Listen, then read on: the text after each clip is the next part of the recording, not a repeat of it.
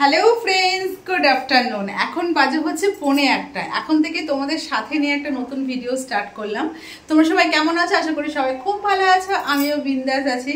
তো এখন থেকে ভিডিও স্টার্ট করার কারণটা তোমাদের বলি। কালকে তো আমরা এসেছি, তখন কটা বাজে? 4টে।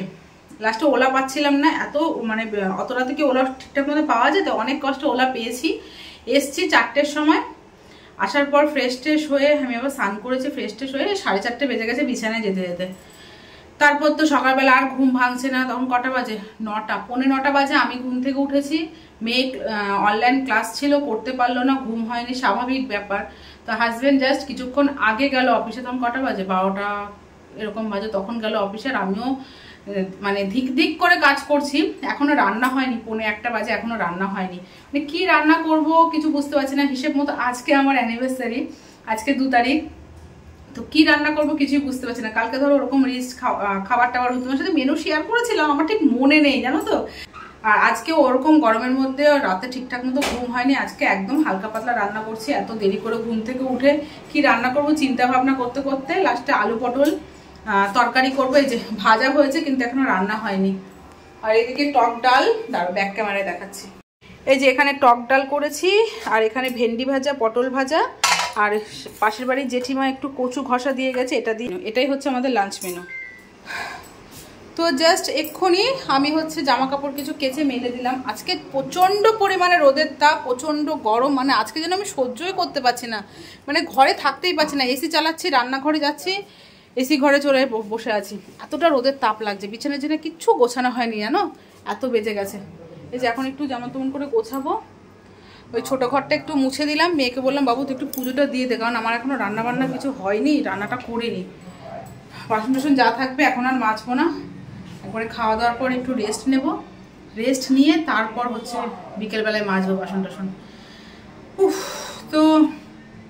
তো অনেক গিফট পেয়েছি, তো সেগুলো তোমার সাথে শেয়ার করবো। একটা ভিডিওতে তোমাদের সাথে শেয়ার করে দেবো। মানে কি বলতো, ওখানে গিয়ে একটু মনে হয়নি যে অন্য জায়গায় গিয়ে আমাদের এরকম সেলিব্রেশন হচ্ছে, অ্যানিভার্সারি হচ্ছে। ওরা সম্পূর্ণ নিজে দাঁড়িয়ে থেকে দায়িত্ব পালন করেছে। মানে এটা ওটা করা, রান্নার দায়িত্ব, জিনিস কেনা, এসব সব কিছু ওরা নিজেরা করেছে। অভি বলো, আকাশ, রুমিদি, সন্তুদা, রাজুদা, এরা এতটাই ভালো। ওরা কোনো সময় না যে ভেদাভেদ করে না, যে হচ্ছে ওরা তো কেউ না, আমাদের তো সেরকম রিলেটিভ না, আমরা কেন করব, কেন এত হেডেক নেবো মাথায়, কিচ্ছু না। এতটা ভালো। এখনকার যুগে না এরকম মানে বন্ধু পাওয়া, এরকম ভাই দিদি পাওয়া না সত্যি ভাগ্যের ব্যাপার। এরকম ভাগ্য ভালো না হলে না এরকম কারোর সাথে এরকম ভালো সম্পর্ক হয় না। তো সত্যি বলবো আমি ভীষণ লাকি, আমার হাজব্যান্ডও ভীষণ লাকি যে এদের সাথে আমাদের পরিচয় হয়েছে। এত ভালো দাদা ভাই দিদি পেয়েছি, সত্যি বলছি ভীষণ ভীষণ ভালো ওরা। আর আমার তো জীবনে একটা স্বপ্ন ছিল যে হচ্ছে আমার অ্যানিভার্সারি এরকম হবে, যা কোনোদিন ভাবিনি যে এরকম ভাবে হবে। তো খুব মজা করেছি। একটু খারাপ লাগছিল শ্বশুর বাড়ি বা বাপের বাড়ি সেরকম কাউকে বলতে পারিনি, এর জন্য একটু খারাপ লাগে। সবাই থাকলে আরো বেশি মজা হতো, ভাসুর শ্বশুর মশাই, আমার বাবা মা দিদিরা, এরা থাকলে আরো বেশি মজা হতো।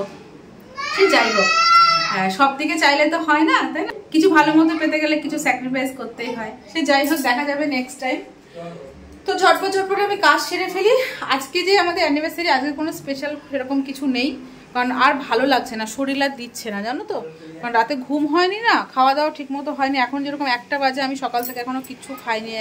মানে 1 কাপ জল খেয়েছি মাত্র, কিছু খাইনি। মানে খেতেই ইচ্ছে করছে না, শরীর ভালোই লাগছে না। তো চলো, অনেক বক বক করে ফেলেছে। আমি আগে যেটুকু পারি ঝটপট কাজগুলো সেরে ফেলি, তারপর আবার তোমাদের সামনে আসি, কেমন? চলো। গুড ইভিনিং ফ্রেন্ডস, এখন বাজে হচ্ছে 7:15। তো অনেকক্ষণ পর তোমাদের সামনে আসলাম।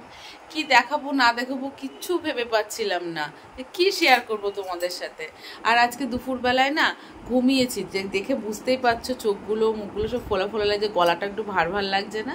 শুয়েছি, মানে সেরকম ঘুমাইনি, তবে একটু মানে শুয়েছিলাম। রাতে যেহেতু ঠিকঠাক মতো ঘুম হয়নি, আর আজকের দিনটা কিভাবে কেটে গেল কিছুই বুঝতে পারলাম না। তার দেরি করে ঘুম থেকে উঠেছি, তারপর যেটুকু কাজকর্ম করেছি ঢিলামি দিয়ে দিয়ে দুপুরে একটু শুয়েছি। এখন সন্ধে হয়ে গেছে, আবার ধরো রাত হয়ে যাবে, এরকম একটা কিভাবে চলে গেল দিনটা বুঝতেই পারলাম না অ্যানিভার্সারির দিনটা। হ্যাঁ, তবে অ্যানিভার্সারির আগের দিন যেটা হয়েছে সেটা আমার কাছে অনেক বড় একটা পাওয়া, সেটা তো আলাদা ব্যাপার। কিন্তু মেন যে আজকে অ্যানিভার্সারি, আজকের দিন না কিছু মানে সেরকম কোনো একটা ইচ্ছে, আকাঙ্ক্ষা, উৎসাহ সেটা একদমই হচ্ছে না। এরকমভাবেই কেটে গেল আজকের দিনটা। আর যেটা কালকে আমার সাথে হয়েছে সেটা আমার সারা জীবন মনে থাকবে। আর আজকে না দুপুরবেলা বেশ ভালো একটা মুহূর্ত আমার সাথে হয়েছে। সেটা কি বলতো, মানে এত বছর বিয়ে হয়েছে আমার, মানে 12 বছর কমপ্লিট করে 13 বছর বিয়ে হয়েছে, কোনোদিন না সেই সুযোগটা আসেনি যে আমার হাজব্যান্ড অ্যানিভার্সারির দিন আমাকে সিঁদুর পরিয়ে দেবে। হ্যাঁ, এমনি এরকম হয়েছে যে বান্ধবীরা এসছে, মালা বদল হয়েছে, সিঁদুর দান হয়েছে, সেটা আলাদা ব্যাপার। মানে কি বলতো, সকালবেলা আমার হাজব্যান্ড তো অফিস চলে যায়, দুপুরবেলা যখন লাঞ্চ করতে আসে তখন আমি ধরো আমার স্নান টান হয়ে যায়, স্নান টান করে সে নিজে নিজে সিঁদুর পরে নিই। আজকে ঠিক আমি স্নান করে এসছি আর তখনই আমার হাজব্যান্ড এসছে। আনছি না, আমি এই সুযোগটা ছাড়বো না। আমি বলছি কি গো, সেই তো বিয়ের দিন পড়িয়েছিলে আর অ্যানিভার্সারির দিন, মানে এরকম মুহূর্তটা আমার সাথে হয়নি যে একদম সময় মতো যে ও মানে স্নান করে আসার পর ওর কাছ থেকে আমি সিঁদুর পরবো। এটা বিয়ের পরেই প্রথম, সেই সুযোগটা হয়নি। তো খুব ভালো লেগেছে, ও পরিয়ে দাও। তো আমার মেয়েও বলছে বাবা তুমি পড়াও না পড়াও না পড়াও না। তো সেটা তোমার সাথে আমি ক্যাপচার করতে পারিনি। এই যে পড়িয়েছিল, একটুখানি পড়িয়েছিল, তো আমি আবার আমার হাজব্যান্ডকে আবার নমস্কার দিয়েছি, নমস্কার তো দেওয়া হয় না। তো আমার মেয়ে আবার হাসছিল। তো খুব ভালো মুহূর্ত কেটেছে আজকে দুপুরটা, মানে বেশ ভালো লাগছিল। তো যাই হোক, মেয়ে যে পড়ছিল, এখন পড়তে বসার পেন্সিলের কথা মনে পড়েছে, আগে মনে পড়েনি, পড়তে বসে মনে পড়েছে।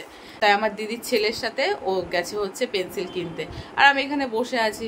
ভাবলাম তোমাদের সামনে এসে একটু বক বক করি, তারপর যা হবে সব কিছু শেয়ার করব। রাতে তো ভাত তরকারি সবই আছে, এই ভাত নেই সরি, রাতের জন্য তো ডাল তরকারি সবই আছে। হাজব্যান্ডকে বললাম কিছু খাবার জিনিস নিয়ে আসতে, ও মেয়ে আর দিদির ছেলে খাবে, দেখা যাক কী নিয়ে আসে। আর রাতে ভাত করতে হবে, আর দেখি ডিমের অমলেট টমলেট করে নেব। উফ বাবা কি গরম পড়েছে গো। ঠিক আছে, তো চলো আবার পরে আসি, ভাল লাগছে না, কেমন যেন ফাঁকা ফাঁকা লাগছে, বোরিং বোরিং লাগছে দিনটা। চলো পরে আসি। তো হাজব্যান্ড সন্ধ্যেবেলায় এই যে চাউমিন নিয়ে আসলো, চাউমিনটা এখন খাওয়া হবে, এগ চাউমিন। চল খেয়ে নি। সন্ধ্যেবেলায় চাউমিন টাউমিন খাওয়ার পর লাইট অফ করে চুপচাপ শুয়েছিলাম, তার মধ্যে চলে এসেছে চৈতি। বেশ ভালোই লাগছে, কেন বলো তো, একা একা বোর হচ্ছিলাম। ওরা এসছে, হাজব্যান্ড মোমো এনে দিল, এখন খাওয়া দাওয়া হবে। রূপাকে ফোন করলাম, রূপা আসছে। ঠিক আছে, পিয়াকে ফোন করলাম, পিয়ার শরীরটা ভালো নেই বলে পিয়া শুয়ে আছে। ঠিক আছে, চলো আমরা এখন খাওয়া দাওয়া করে গল্প করবো, তারপর ভাত বসাবো। এখন বাজে রাত 9:30। তো ফ্রেন্ডস, আমি আর কন্টিনিউ ভিডিওটা করতে পারিনি, সেরকম কিছু লাইফে ঘটেনি, খাওয়া দাওয়া করে শুয়ে পড়েছি।